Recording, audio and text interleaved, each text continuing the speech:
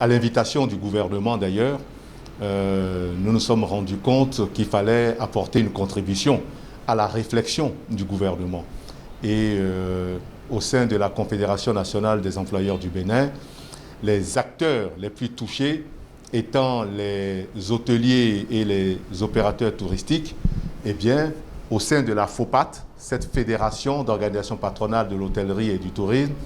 a élaboré un mémorandum qui s'est lourdement enrichi de l'apport de pratiquement tout le secteur privé pour définir ses besoins, identifier ses besoins, les définir et au besoin voir dans quelle mesure le gouvernement pouvait accompagner cette crise,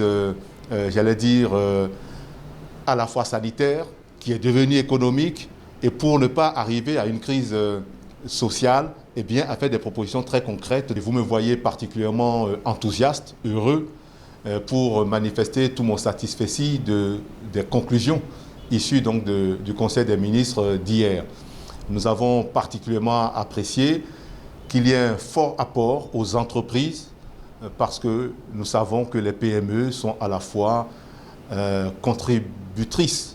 de la richesse nationale, de la création d'emplois, mais nous avons aussi beaucoup apprécié qu'on ait pris en compte les artisans, qu'on ait pris en compte les personnes vulnérables d'entre nous, et ça, c'est une dimension à laquelle nous ne nous attendons pas et qui nous réjouit particulièrement. L'apport n'est pas à chiffrer au montant que l'on entend de 70 et quelques milliards, parce que d'un autre point de vue, il y a un apport de 30 milliards au titre de bonification pour que les entreprises accèdent à des crédits jusqu'à hauteur de 100 milliards. Et je peux vous dire que ça, c'est excellent parce que nous sommes dans la logique d'atténuer les situations de risque pour les entreprises, mais ça donne aussi une idée de ce que ça peut être en termes de relance économique.